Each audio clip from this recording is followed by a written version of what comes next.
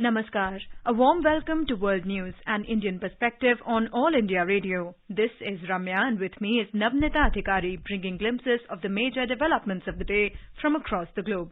Over the next half an hour, we shall bring you the latest from the world of politics, economy, sports, entertainment and more. The headlines. India to assume presidency of G20 for 1 year from Thursday. Several events to be held across the country, 100 monuments to be illuminated with G20 logo. External Affairs Minister Dr. S. Jaishankar to participate in a University Connect event in New Delhi. Students and leading academicians from 75 universities across the country to be virtually connected. 10-day Hornbill Festival to begin in Nagaland from Thursday. India and Australia exchanged notifications regarding economic cooperation and trade agreement. In men's hockey, India beat Australia 4-3 in third test in Adelaide. And in cricket, third ODI between India and New Zealand washed out at Christchurch. Hosts clinched the three-match series 1-0.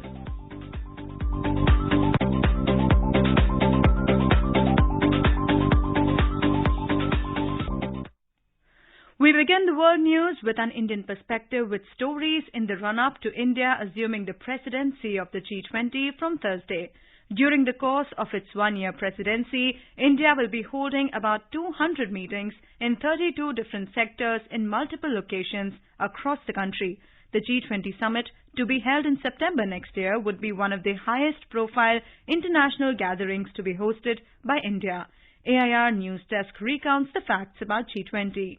The G20 is an intergovernmental forum of the world's major developed and developing economies. It comprises 19 countries: Argentina, Australia, Brazil, Canada, China, France, Germany, India, Indonesia, Italy, Japan, South Korea, Mexico, Russia, Saudi Arabia, South Africa, Turkey, UK, USA and the European Union. Collectively, the G20 accounts for 85% of global GDP, 75% of international trade and two-thirds of the world population, making it the premier forum for international economic cooperation. The deliberations are at three distinct levels: the Sherpa track, the finance track and the intergovernmental level. Originally intended for economic cooperation, G20 over the years has evolved itself into a platform for deliberation on a wide range of global issues where a decision is based on consensus. Prime Minister Modi has already outlined India's approach towards the G20. Addressing the concluding session at the Bali summit, he said, the agenda will be inclusive, ambitious,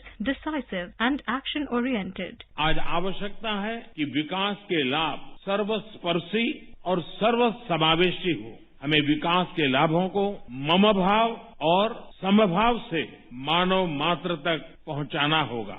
वैश्विक विकास महिलाओं की भागीदारी के बिना संभव नहीं है। हमें अपने G20 एजेंडा में वुमेन लेड डेवलपमेंट पर प्राथमिकता बनाए रखनी होगी। बिना शांति और सुरक्षा हमारी आने वाली पीढ़ियां आर्थिक वृद्धि या टेक्नोलॉजिकल इनोवेशन का लाभ नहीं ले पाएगी। G20 को शांति और सौहार्द के पक्ष में एक दृढ़ संदेश देना होगा।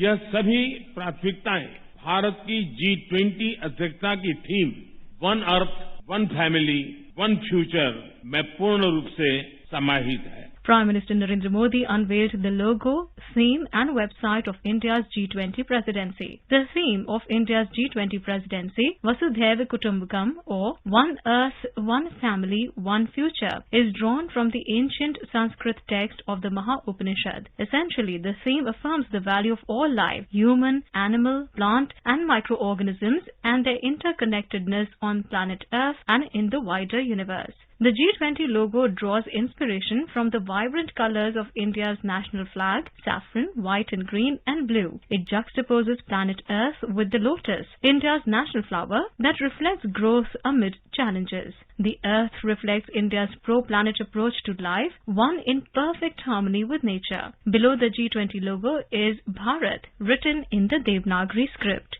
This is Saira Mujtaba for World News. The website of India's G20 presidency, which is www.g20.in, which was launched by Prime Minister Modi, will seamlessly migrate to the G20 presidency website, which is www.g20.org on Thursday. In addition to substantive information about G20 and logistics arrangements, the website would also be used to build and serve as a repository of information on G20. G20 offers the best opportunity for India to showcase its culture, history and tourism potential and to position itself as a major tourist destination in the world. As many as 100 monuments in the country will be lit up with the G20 logo as India formally takes over the G20 presidency on Thursday. Prominent among them include Veerabhadra Temple, Lepakshi in Andhra Pradesh, Rangghar ruins, Shiv Sagar in Assam, Nalanda monuments in Bihar, Red Fort Complex, Delhi, Basilica of Bomb Jesus, Candolim in Goa, Modhera Sun Temple, Gandhinagar in Gujarat, Shankaracharya Temple in Jammu and Kashmir, Jain temples, Bellary Hampi, Karnataka, Konark Sun Temple in Odisha, and Kumbhalgarh Fort, Udaipur, Rajasthan. Connecting the youth with the spirit of Jan Bhagidari is the hallmark of India's unique approach to G20 Summit. For the first time, students and leading academicians from 75 universities across the country will be virtually connected with top leaders, scholars and academicians. The main function will be held at Sushma Swaraj Bhavan in New Delhi, where External Affairs Minister Dr. S. Jaishankar will be attending with students and vice-chancellors. In order to disseminate information on the G20 meetings and presidency, education outreach to school children in different parts of our country are being organized. A G20 jingle has also been commissioned to be played on FM radio and other YouTube channels to promote the event. A theme that brings the G20's focus on shared global growth, while being in harmony with nature. G20 India 2023. One Earth, one family, one future.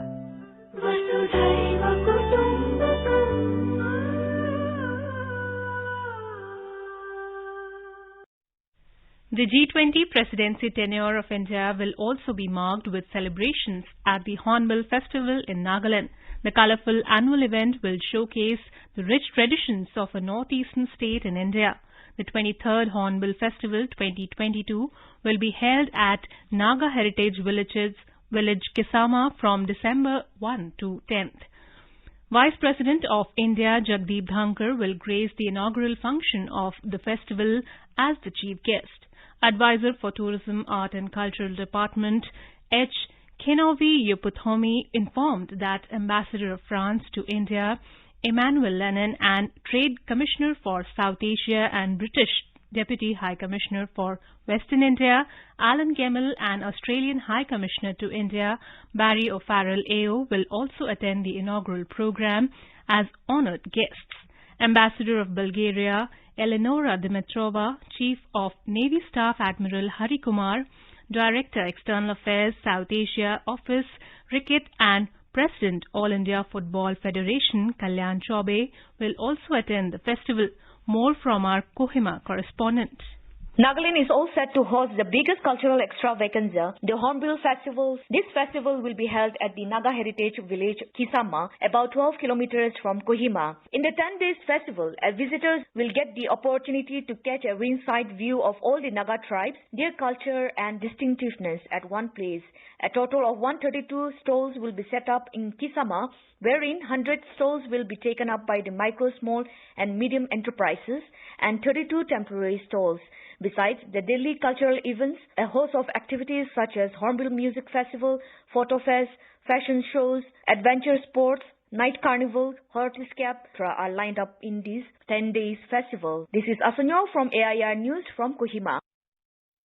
The G20 Sherpa meeting will be held at Rajasthan's Udaipur from December 5th to December 7th. India's Sherpa Amitabh Kant, along with senior officials of the Ministry of External Affairs, reviewed the arrangements related to the event in Udaipur recently.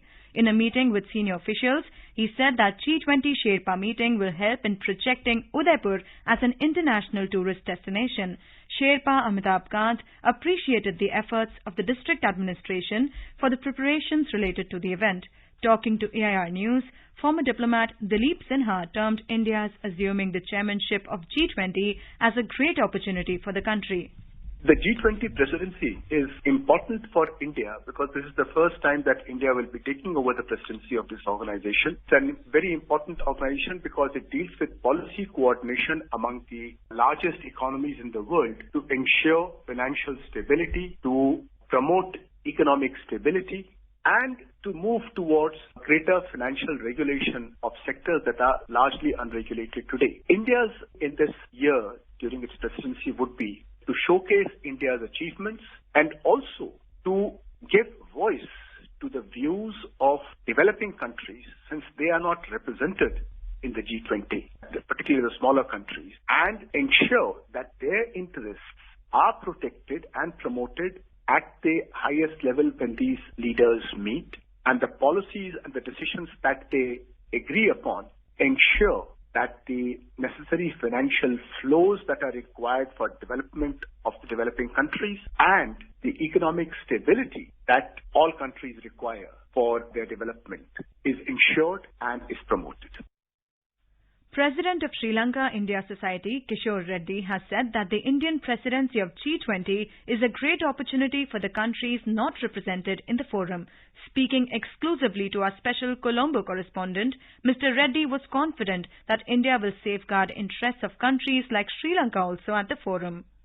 Makes us really proud of India taking over the G20 leadership. I think this hasn't probably happened earlier. I think it has happened only for the first time. And India entering into this elite club of G20 and then handling the issues of the world on behalf of all the countries that are also not represented in G20, representing Global South, which is, I think, includes Sri Lanka as well. And I think as our External Affairs Minister mentioned, that we would actually take care of countries that are not being represented. So this actually gives us a very good exposure even for Sri Lanka for it to be represented. And moreover, I think it is also a proud moment because people know India for various slums of Dharavi or Taj Mahal, and now they can actually see the rest of India as well, and then the rest of India would be represented in most of the forums of the G20. So that is something that would be very interesting as well. And India, of course, being the superpower in terms of IT infrastructure and software and other things, we could actually showcase those as well, which would actually add up to the image of India. And I think getting the leadership of G20 is something that changes the image of India, and we are very proud of it.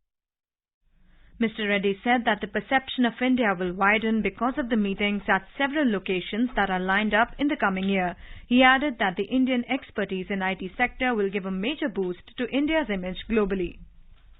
In today's Hotspot section, we bring you discussion on Global Technology Summit 2022 in conversation with former Foreign Secretary Shashank and journalist Simran Sodhi. Today we are discussing the 7th edition of the Global Technology Summit, which was inaugurated by External Affairs Minister Dr. S. Jaishankar. He also pointed out that India is today deeply linked with the rise of Indian technology, and we also see worldwide technology is making an impact on the geopolitics also of the world. Ambassador Shashank, when you see the rise of technology and how technology is slowly gaining a place when it comes to geopolitics, how significant is this Global Technology Summit today? Well, this has become extremely important ever since the COVID situation arose, and most countries, whether developing or developed, they really had no immediate answer to this crisis. And we found that several countries suffer grievously. Therefore, technology became extremely important in this for the livelihood of the people, and geostrategically also because one of the first countries to develop the vaccine was China. And now we are finding that China, even after double vaccination of almost 90% or more than 90% of its people, is having very high level of COVID cases. Whereas in India, we also had the 90% of the double vaccination and the cases are only in the range of 400, 500. So therefore, for the livelihood of the people, for the geostrategic environment and for the future of the mankind, I think this technology has become very important, particularly on the pharmaceutical side and vaccine side. The other one, of course, is because of the war in Ukraine and before that in Afghanistan, that we are finding that in Afghanistan that had become the center for spreading terrorism all over the place. And in Ukraine, it is all the weaponry which is being used, and still there is no answer, no end to the fighting there. And therefore, we find that more and more countries are getting sucked into the problems which are arising due to the Ukraine crisis. So I think this is very, very important. Technology has become an extremely important factor. India being the president, chairman of the G20 now from the 3rd of December will naturally have to take the lead on the economic and technological matters during its presidency. Ambassador Shashank, we see that this 3-day summit is India's annual flagship event on geotechnology, and it is co-hosted by the Ministry of External Affairs. The theme for this year's summit is Geopolitics of Technology. And we saw the address that the External Affairs Minister made today morning. And he interestingly also stressed the fact that data today is the new oil. And there are strong political connections are inbuilt into technology. So this fact that data is the new oil, and this is something, we've been reading also in the recent past. How much of a depth would you give this fact that as the world evolves and we are becoming much more technologically dependent from our smartphones to the way we travel, how much do you think does India need to take this into consideration as we move forward? That tomorrow what we face is data is the new oil, and how does India prepare for that change which is happening geopolitically? Well, it does sound very important and interesting that now new challenges are there, and oil in many ways is replaced by data for the safety, security of the world and for geostrategic matters. But the point remains that oil still remains important, even though we say that the carbon emissions have increased and they need to be controlled for environmental protection. So therefore, oil still remains important. For countries like India, coal also remains important. We have to find clean coal technologies. The data means it has a very comprehensive kind of a picture, because you have the artificial intelligence, you have the Internet of Things, and you have the new technologies which are arising all over the place, but there are weaknesses. For example, I remember having gone to the AIIMS, the All India Institute of Medical Sciences, the other day, and I find that for last 5 days, their systems have been hacked and somebody is demanding 200 crore rupees. So therefore, when you have the data as the modern weapon, it acts as both a weapon as well as a tool for empowering people. I mean, if you see that during COVID crisis, India has taken advantage of the data technology, and we had come up with the UPI payment system. We had also developed the COVID vaccine certificates. We have our Aadhaar card verification. So these are all data-related technologies where we have made tremendous progress. But on the other hand, there are weaknesses also, because as we are developing technology, on the other hand, there are these hackers and people many times, they might be sitting in the dark web becomes very important, where a lot of information is available about drug supplies, about weapon supplies, and about hacking various instruments, various platforms. We also see that India is sometimes also referred to as a latent technological power because of the immense contribution of the diaspora, which shapes the global innovation processes, and it is expected that this will increase with time. With these comments, we bring today's discussion to an end, and we hope to continue our coming discussions on this topic and other similar issues. Thank you. Yeah, I thank you.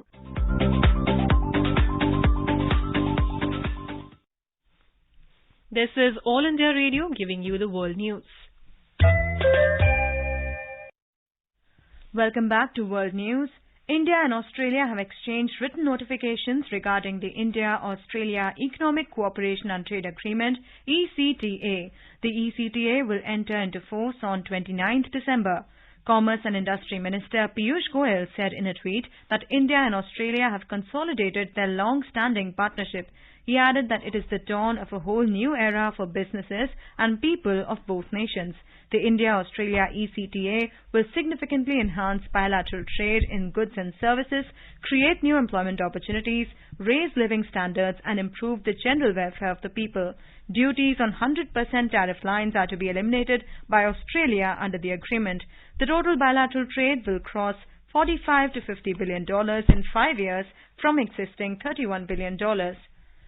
India and South Korea have signed the arrangement regarding Economic Development Cooperation Fund loan of over 245 billion Korean won for establishment of intelligent transport system on Nagpur-Mumbai Super Communication Expressway project in New Delhi. The objective of the project is to enhance the efficiency in traffic management through establishment of the intelligent traffic management system. The project will also improve the efficiency in toll management through the establishment of the toll collection system. NATO allies have promised to send equipments to restore Ukrainian power supply systems which were knocked out by Russian missile strikes. The allies also assured to boost the air defense system capabilities of Ukraine.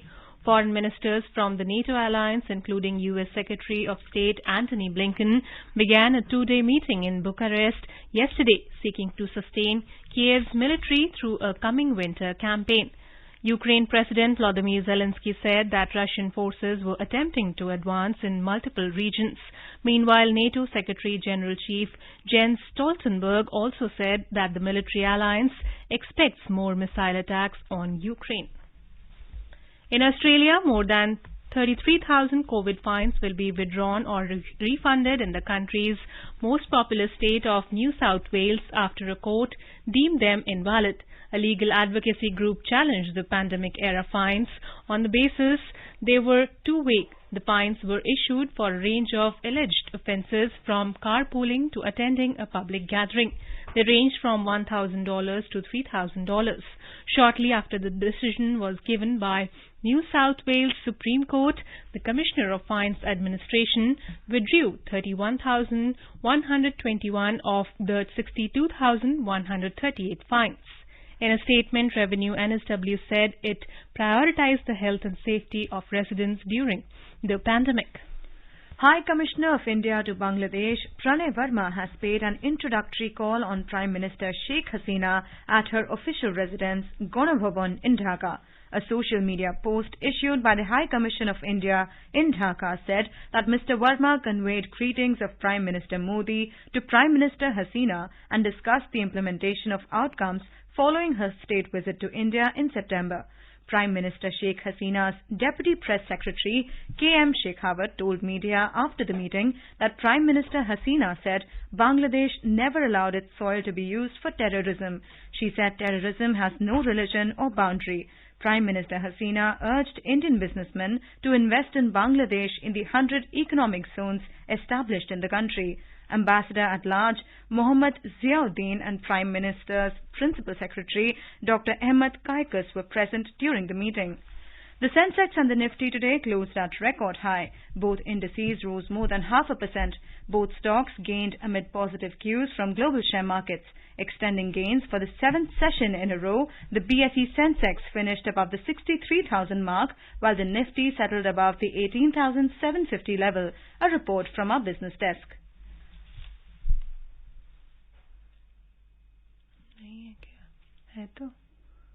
The Sensex rose 418 points or 0.67% to finish at 63,100. The Nifty also appreciated 140 points or 0.75% to end at 18,758. At the global stock markets, Asian equity markets today logged gains except Japan's Nikkei 225, which lost 0.2%. Hong Kong's Hang Seng Index rose 2.2% and South Korea's Kospi climbed 1.6%. Singapore's Straits Times rose 0.4% and China's Shanghai Composite Index added 0.1%. European shares were up in intraday trade. Oil prices rose more than 2.5% on signs of tighter supply. A weaker dollar and optimism over a Chinese demand recovery also pushed the crude prices up. Brent crude was trading at $85 per barrel. Back home at the Multi-Commodity Exchange, gold futures for December were trading at 52,530 rupees per 10 grams. Silver futures for December were trading at 62,340 rupees per kilogram when reports last came in. In the forex market, the rupee strengthened 30 paise against the US dollar. The domestic currency closed at 81 rupees and 43 paise against the American currency. Gaurang Dhawan Lal for World News, All India Radio. India's President Draupadi Murmu has given away the National Sports and Adventure Awards 2022 at Rashtrapati Bhavan. She presented the Dronacharya Award to wrestling coach Raj Singh and boxing coach Muhammad Ali Kamar at the ceremony. Parachuting coach Suma Siddharth Shirur and wrestling coach Sujit Man also received the Dronacharya Award. Badminton players Lakshya Sen and Pranoy HS were presented the Arjuna Award. Chess player R. Pragananda and boxer Nikhat Zareen also received the Arjuna Award. After facing two successive defeats, Indian men's hockey team beat Australia in the third test at the Maid Stadium, Adelaide on Wednesday. India won an absolute thriller against the home team as in the last 2 minutes both teams scored 3 goals in topsy-turvy encounter. India finally won the match by 4-3 and now the 5-game series is poised in favour of Australia by 2-1. The third and final one-day international cricket match between India and New Zealand was called off due to relentless rain at the Hagley Oval in Christchurch on Wednesday as the hosts won the 3-match series 1-0. Chasing a target of 220 runs, New Zealand were 104 for 1 after 18 overs when the play was stopped due to rain. Earlier, the hosts won the toss and opted to bowl first. The visitors were all out for 219 in 47.3 overs. Washington Sundar hit his maiden 50 and Shreyas Iyer scored 49 runs. Adam Milne and Daryl Mitchell claimed 3 wickets each while Tim Southee capped 2. New Zealand won the opening ODI at Eden Park in Auckland by 7 wickets. The second ODI at Christchurch was also washed out due to rain. In the FIFA World Cup, Australia beat Denmark 1-0 at Al Janoub Stadium, while Tunisia shocked France 1-0 at the Education City Stadium in the Group D encounters. In the Group D, Australia joined the defending champions France in the round of 16 with a 1-0 win over Denmark. Matthew Leckie gave lead for Australia in the 60th minute. France already qualified for the knockout stages after Saturday's victory over Denmark. After a draw with Denmark in their opener, Tunisia lost to Australia in their second match. Now let us take a look at the major developments around the world as reported in the foreign press. The Washington Post writes Russia postpones talks on New START Pact, imperiling major nuclear accord. The Financial Times reports Eurozone inflation falls more than expected to 10%.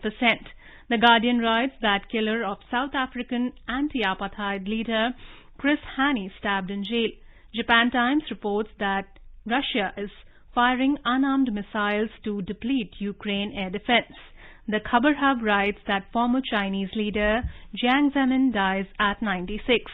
The Balochistan Post says the Supreme Court of Pakistan expressed concern that the excessive use of water at Reko-Diq mine could spearhead a wide-scale drought in the region. Nepali Times writes that Nepal saw its biggest and longest dengue outbreak this monsoon. And now a quick look at the headlines once again. India to assume presidency of G20 for 1 year from Thursday. Several events to be held across the country. 100 monuments to be illuminated with G20 logo. External Affairs Minister Dr. S. Jaishankar to participate in a University Connect event in New Delhi. Students and leaders, academicians from 75 universities across the country to be virtually connected. 10-day Hornbill Festival to begin in Nagaland from Thursday. India and Australia exchanged notifications regarding economic cooperation and trade agreement. In men's hockey, India beat Australia 4-3 in the third test in Adelaide. And in cricket, third ODI between India and New Zealand washed out at Christchurch. Hosts clinched the 3-match series 1-0. And now, before we end, let us listen to Mahatma Gandhi's favourite bhajan Vaishnav Jan by artists from Barbados on their Independence Day. Vaishnava jane soti ene kahiye Veer parari jane ve para tukhe upekare kare tuye man abhimana ane ve Vaishnava jane soti ene kahiye Veer parari jane ve